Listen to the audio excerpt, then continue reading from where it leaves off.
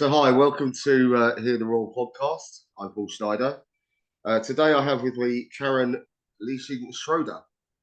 Karen is a tongue cancer survivor, and I won't steal any more of her thunder.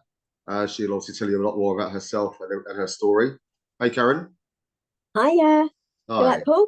I'm good, thank you. Thanks for coming on. Great to see you, and great work you're doing with the Mouth Cancer Foundation, by the way. Thank you. So great to see what you're doing, and as always, whatever I can do to help with that, with Hear the Raw, I'm all ears and all on board to help. So Thank you. let's keep it going. Right, to start with, you know, let's hear who Karen is. You know, what were you about? Who is Karen? Um, okay, well, before my cancer, I was Karen Easton Schroeder, um, wife to Ian. We've been we've been together for 30 years now. Um, I'm a mum. I've got two adult children, but when I had my cancer, they were um, 12 and 16. I worked full time in a school nursery, and I was an avid runner. I used to run 3 to 4 times a week. Um, I was always out and about doing stuff, and very sociable. Yeah, so uh, always busy.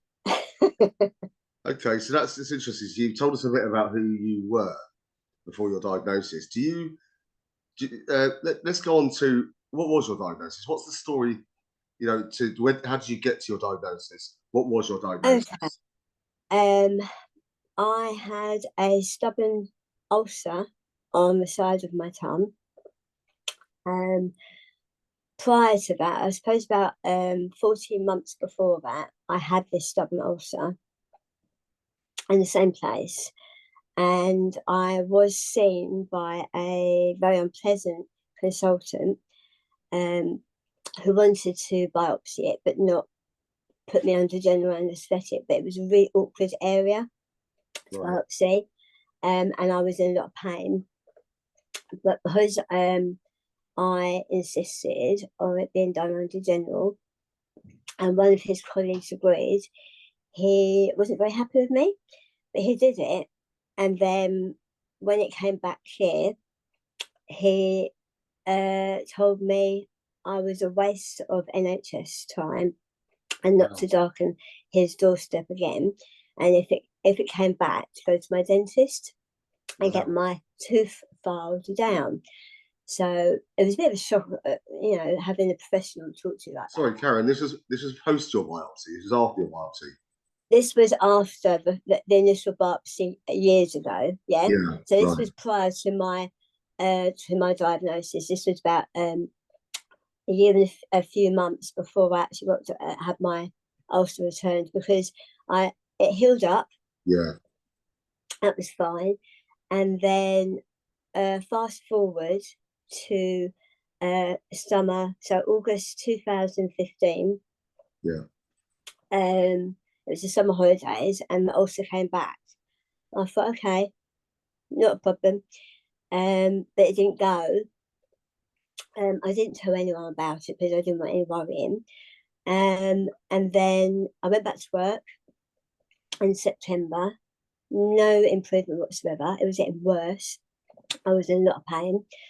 By October, people were not understanding my speech. And by then, I was on like yogurts, soups, couldn't eat anything else. And I was Right. in so much pain. Yeah. So I was at work, struggling to be understood. So I phoned and got an appointment with my nurse at GP surgery. She looked it in there after work that day and said, "Oh God, Karen, that's a hole in your tongue. It's not an ulcer anymore." And I was like, "It can't be that bad." Um, but well, she got a doctor in to have a look. He said, "I remember you from before. You had the same problem." So I said, "Well," he said, "let's refer you." I said, "I don't want to be seen by the same consultant because he was really horrible." Hmm. So he referred me, but he also gave me, I think it was hydrocortisone tablets. But I Yeah. ended up having 2 courses of those, but I had to stick the tablet in the hole. Yes. Yeah. Didn't do anything. I spoke to Ian that night because I hadn't told him, and he was horrified. He looked at my mouth and like, oh my God, let's take you to a dentist and get him to file teeth down. So we found a dentist, explained the problem. I turned up and my dentist wasn't happy. Nobody tells me what to do. So I said, well, actually, I need help here because I'm in so much pain. And if I get seen by the hospital, I need to tell them you filed down my tooth. So he says to me, why are you talking like this? Your speech is really bad. I said, I'm in a lot of pain. So he looked in there and said, oh, I see you are in pain. He said, has a referral been made? So I said, yeah. And he said, if it hasn't come through, if you don't get an appointment before Christmas, so this is October, if you don't get an appointment by Christmas, you've got to get on the phone and trace it up. So I said, okay. Christmas came, no appointment. So over Christmas and the New Year, I was phoning up. I finally got through to find no appointment had been made for me. And I Well, was like, yeah. And I was like, this is Karen, ridiculous. out of interest, sorry, how big was the hole? If that's okay to ask. To be honest, I couldn't open my mouth wide enough to see it because I was in so much pain. Even Wow. opening my mouth wide Yeah. really, really hurt. Okay. So I really don't know that side of it. And people would say to me, did you take photos of it? But it was like that. I couldn't open my mouth wide enough to do that. Yeah. Yeah. And Yeah. it didn't occur to me at the time because I didn't know what was wrong. So um, I spoke to this lovely lady and she said, it's not my job to make appointments. So I said, I am begging you. I finally got through to someone. Can you just take pity on me? I'm in so much pain. She gave me a cancellation for February. I took it and turned up to the appointment and they did the biopsy there and then. Most excruciating thing I've ever had done. Yeah. I had to be held down for it Yeah. because even having the needle put in to, oh, no. Yes. I remember it myself. Yeah. Oh, awful. And then I was called back in when the results came through, and Ian and I were waiting in the waiting room for over an hour. They were getting a specialist in. Still didn't even have any clue.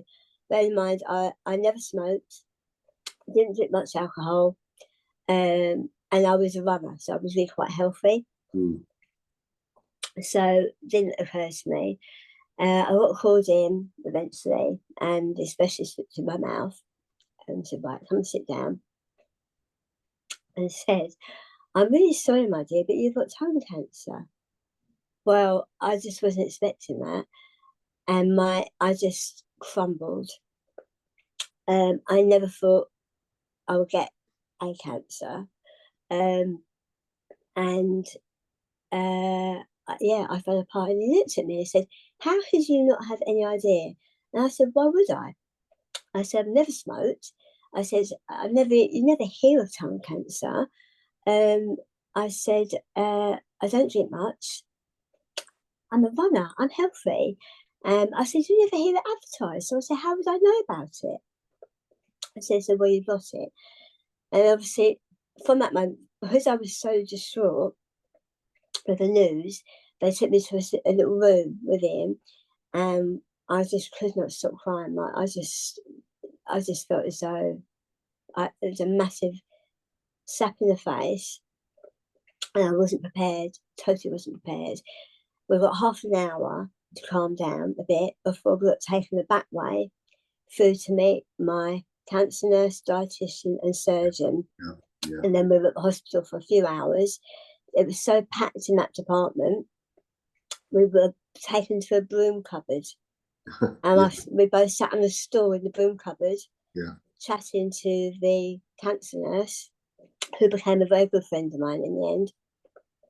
And listening to being given the cancer booklet, leaflets, and it all hits you, does it? And then going through to meet the surgeon and hear the worst case scenario, you might have to learn to talk again. And you'll be having, we don't know how much of the time will be taken away. You have a skin graft, you might have a tracheotomy, and Oh my God! whoa. Wow. Yeah.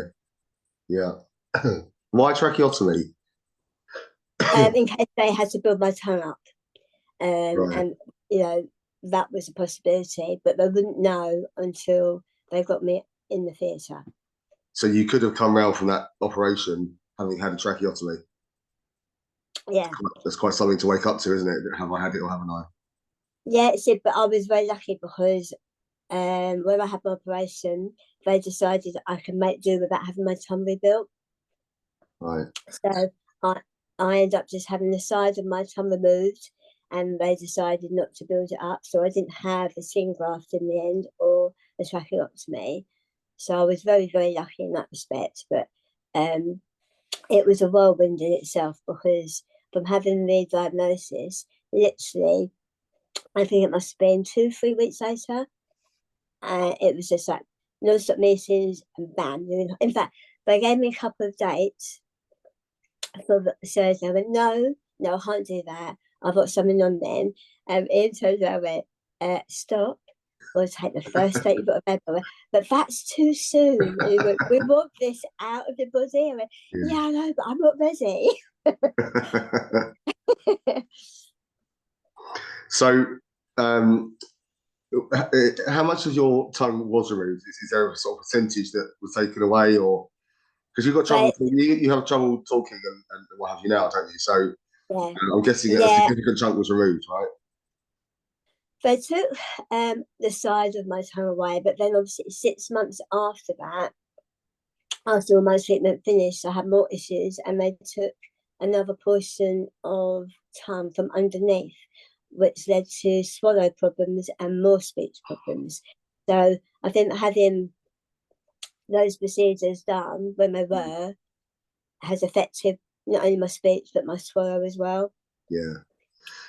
Is that because? So did they do the follow up procedure because there was possibly the possible spread of cancer? Nobody would listen to me. That's why I had the next bit taken away. I got very run down. So 6 months after my treatment finished, I was back at work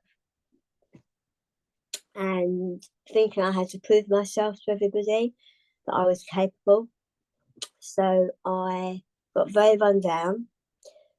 I had an appointment with my surgeon, a routine one, and I said to him at the time, I'm sore, there's pain in my mouth. I, I haven't got much sensitivity in there, thanks to surgery and radiotherapy. But when it comes to pain, as soon as there's an issue or an infection, or ulcer, anything, boy, I can feel it. Yeah. So I knew something was wrong in there. I said, there's pain, but I don't understand. I think I've got thrush. Right. And he looked at my mouth and said, no, you're fine. I can't see anything. You'll be fine. Well, it came to half term and I was in agony. And I said to him, I think I've got thrush. So I went to the GP and I said to the GP, before you look in there, I have had tongue cancer, but I need you to do a swab so I can, it can be confirmed I've got thrush. He looked at me, I'm not looking in your mouth, I'm not touching you if you've had tongue cancer. I said to him, no, you haven't done anything, just swab me and then so I can be checked. And he went, no, I'm not touching you, I'm not getting involved with you. This is I the went, but I need, GP. yeah. I said to him, I need you to do this so I can get treated before it gets worse. Yeah. He went, no, I'll give you a prescription. I said, that's not how it's supposed to work. He said, I'll give you a prescription, go back to your hospital and get seen there. So I started taking the prescription, phoned up my nurse. I said to her, I am in so much pain. I'm taking thrush medication. She said, you shouldn't have just taken that. I said, but the doctor wouldn't treat me. He wouldn't even look at my mouth. And she went, oh, she said, come, we'll get you an appointment. She got me an appointment with a surgeon on that Monday. And I turned up. He was standing with his arms crossed. And yeah, and he said, I saw you last week. I said, yeah, I know. I said, but I've been in so much pain. I'm sure I've got all thrush, but my GP wouldn't even examine me. Mm. So he looked at my mouth. And then he looked under my tongue, took a deep breath, and walked backwards. And I said, What have you seen? He said, You've got an ulcer under your tongue. So I said, Well, I think I'm really run down. But we're all freaking out over this ulcer. So then it started another thing of more biopsies, Yeah. more tests, more scans. The biopsies, they couldn't get to it because obviously I was fighting it because I was in too much pain. Yeah. Yeah. So they called me and said, You're not being helpful with the biopsies. And I said, You try having it done. I said, It is so painful. So he said, We're going to have to do it under general. So I said, Thank you. Done under general. But they took a massive piece. And then when that came back, it was an aggressive bout of oral thrush. And then my surgeon said to me, I'm going to start listening to you more. You know your body. Thank you. But then it started a whole new problem of having trouble with swallowing and my speech. And then my dietitian said that's because they took quite a bit from underneath the tongue. Great. Right. Okay. So, how many years on are you now from call it diagnosis day? 8 years. Congratulations. Thank you. No. So you had radiotherapy, did you? Yes, I did. Yeah. And what hospital were you at? For your surgery and also for your treatment. For my surgery, I was at Broomfield Hospital. Okay. And for my radiotherapy, I was at Southend Hospital. Okay. Talk to me about the radiotherapy then. How many weeks and how did it go and what did you suffer as a result? It's quite intrusive. It's not exactly the friendliest treatment in the world. So No. how did you get on with it? Talk to me about it. It was hell. It doesn't bring back good memories. I had the mask made and I had a mouthpiece. So the mouthpiece initially was obviously a mould. It went in before my mask was put on. And I think after having my mask made and being put in the machine for the very first time for all the measurements initially, I said, I don't think I'm going to be able to do this. So they cut my eyes out. Because in our hospital, you've got ceiling tiles that have flowers, the skyline, blue sky, so you can look up and go, outside, and it's really nice and distracting. So I started off. I started on the Wednesday. I had a feeding tube as well, a peg fitted into my stomach before I started, but I started on the Wednesday. By Friday of that week, so 3 days into treatment, I felt the burn already in my mouth. And I was like, I wasn't expecting it to be this quick. Yeah. I was still running throughout. So I went to park run that I normally would on a Saturday morning. Wow. Yeah, I had to keep that going. That was my sanity. Yeah. And okay. Yeah. Swollen.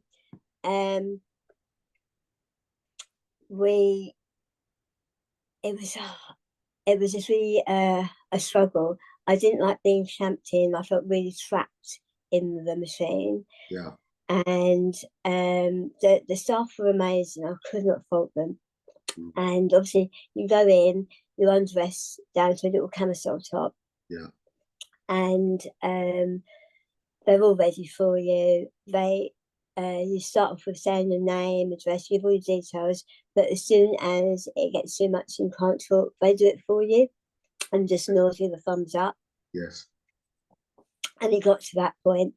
But how quickly? How quickly did it get to that point? 2 weeks. Okay. 2 weeks in. And you had what, 6 weeks or 4 weeks or? Yeah, 6 weeks. Yeah. Yeah.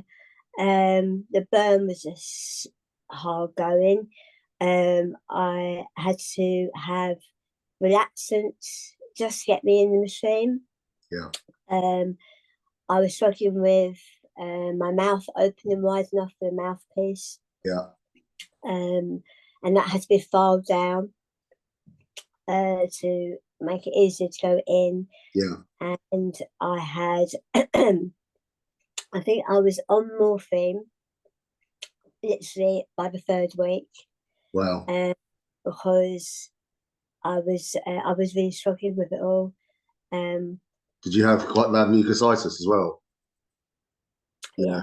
Yeah. And it got to a point where I was stressed out with I think because you know the phlegm, that mucus and gunky Yes. stuff that builds Yes. up. Yeah. So I went through copious toilet rolls at home, and I used to take them out running with me. I couldn't spit, and I couldn't cough it all up because it hurt too much. Yeah. So I was having to try and wipe it all out my mouth and then put it into carrier bags. Yeah. It was so thick and horrible, but it would choke me. Yeah. If I was lying down, not good. And obviously, you're lying down in the machine.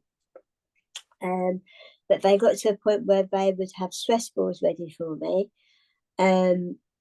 before putting the mouthpiece in. And then they would get the mask ready, have music going ready, so that I could start moving my arms. And I found that once I was lying down and clamped in, I was able to move my legs and arms so I could jog in the machine. So I became known as a jogging patient.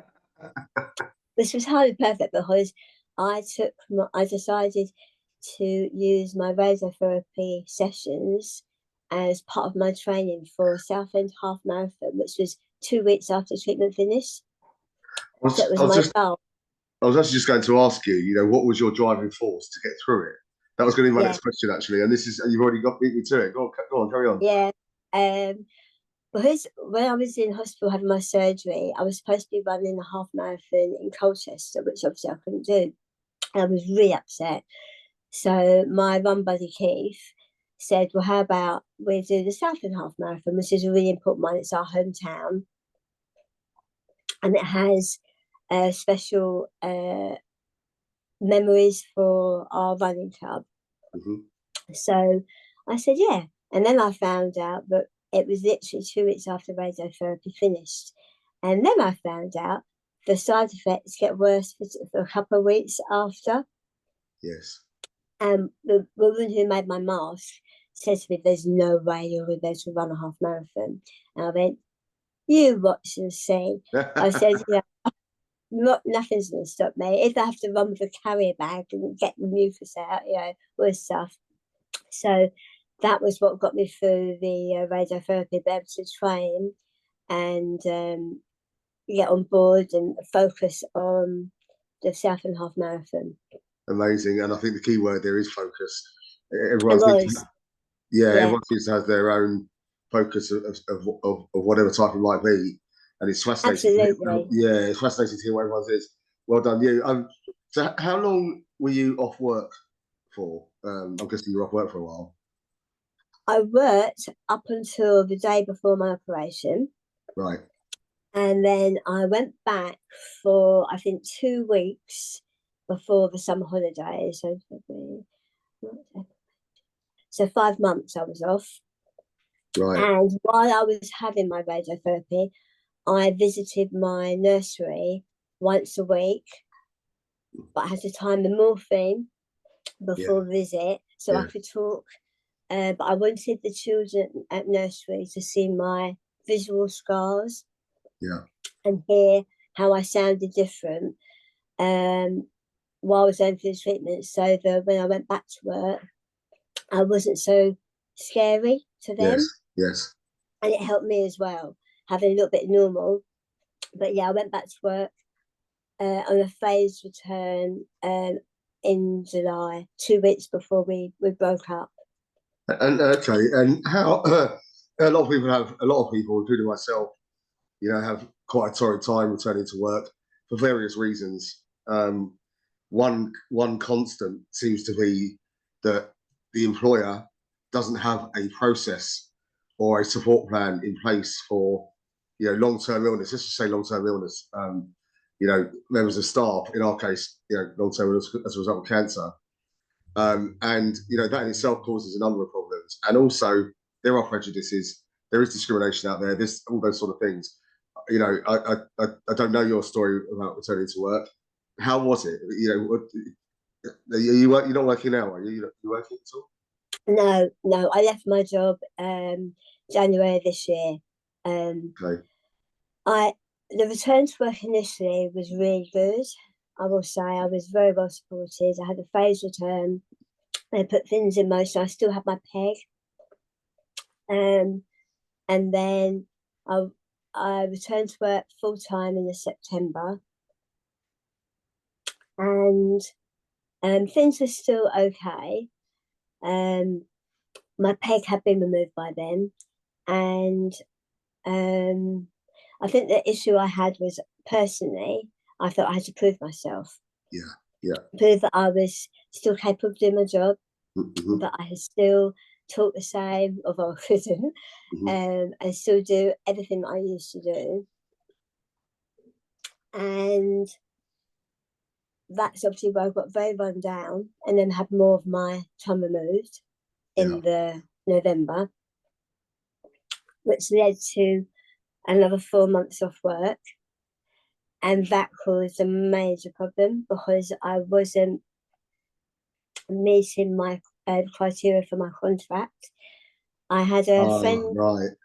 yeah. Right. I had a friend, my friend Keith, who I run with. He used to be a union rep. So I got called into a meeting with HR, and I can see where I this was is told, going. yeah. Basically, they said you're not fulfilling your contract. I said that's not my fault. I said I can't help the fact that I got an infection and had to have more of my time removed. And they were, well, we've got to look at everyone's needs, and you're obviously working full time. They wanted me to come out of where I was in the area I was and work in a different area. Now, I'd already lost confidence in myself. I didn't have the same skills I used to have, and going to a different area was pretty scary. What was the different area and what was the one you were in before? What I was used to was nursery, so working with 3 and 4 year olds in nursery full time. They wanted to take me out and put me in an area that got removed eventually. Right. An area working with families. And I was like, and it was a part-time role. So I said, I don't want part-time, I can't afford part-time. And they basically said, if you go back into nursery full-time and you have more time off, you will lose your job. Wow. And I was like, yeah. And I thought, whoa. So I went back in with a new agenda, do this, start saying no, take time, do what's best for you to keep your job. So I did. And that worked to a point. Then our school went through a restructure a few years later, not long after that. And support staff, so LSA roles, learning support assistant roles, were under threat. And things started to go wrong. We all had to prove ourselves. We all had to go through a point system. Yeah. I was told I came under the Equal Opportunities Act. So where all my time off would have been a problem, it shouldn't be a problem. However, I had to start proving myself. And I thought, oh my God, so stress, pressure for 3 months, it was awful. We all had to take part in a research project in this 3 months. And if you were successful in keeping your job, you had to do a verbal presentation to Oh everybody. God. Right. Yeah. Yeah. Yeah. So, Were any allowances given for you? sorry? Were any allowances? Not. No, I asked. Um, I found out I kept my job. Mm-hmm. And then on the same day, I said, okay, I kept my job. That's brilliant. Do I still have to do a presentation? There's no exception to the rule. I was like, you're kidding me. And I said, no, if you want your job, you've got to do this presentation. So a Stressful, friend, right? Yeah. I said she would stand with me while I did my presentation. I stood with her while she did hers first. And she was told to sit down while I did mine. And I read mine off. And every time I looked around the room, hoping for some smiles or anything, nothing, just all, serious faces. And worst experience of my life. I kind of hit a rock bottom, my first rock bottom there, my first rock bottom proper. Yeah. I went back to my cancer nurse and said, I need help. I don't know how I'm doing this. I've got no confidence in my speech. I just don't know what I'm doing. So I then had speech therapy to help bring back my confidence with speech. Great. And to give me tips for certain things. All outside of working hours. They worked around me, so I didn't have to ask for time off for that. Great. And then things got worse again. So we had changes in staff in management in nursery, and we had one teacher who knew my history,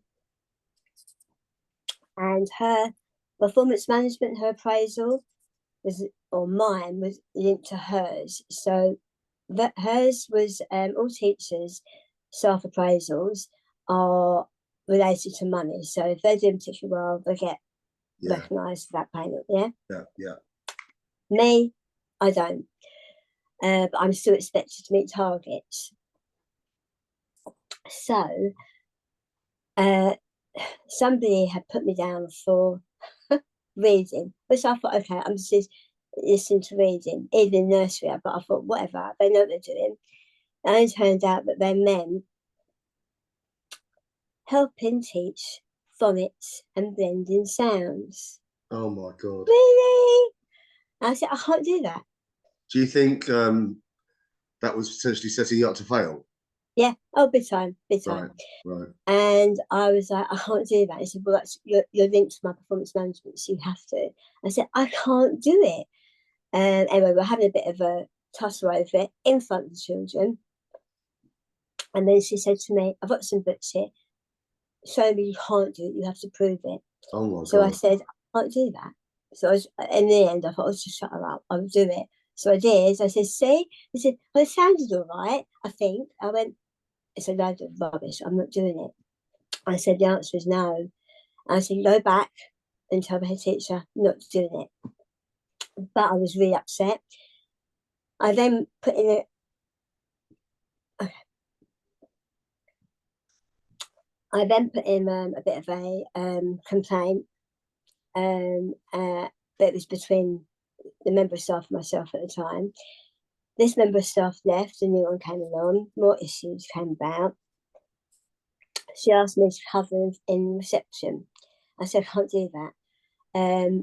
And I ended up having to email her about my history and about a problem I was having with the teacher. Cut a long story short, I asked her to have a word with the teacher. She said that will affect her mental health. Are you saying her mental health is more important than mine? I said, no.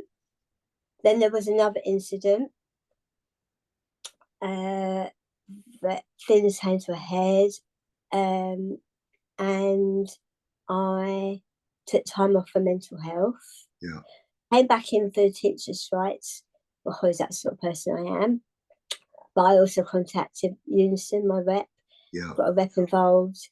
It worked for a bit with the Unison rep. As soon as that stopped, another load of problems came about, and I was being undermined.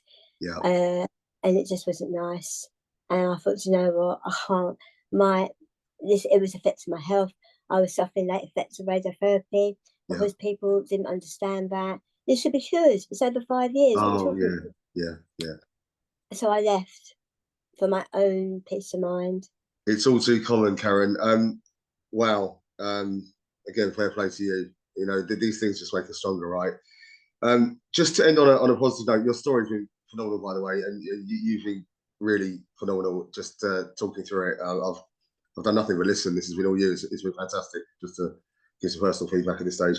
One thing I do want to ask is it's an interesting one, or maybe a difficult one. I'm not sure, but you know, going through these journeys, everything, there's very little that's nice about it.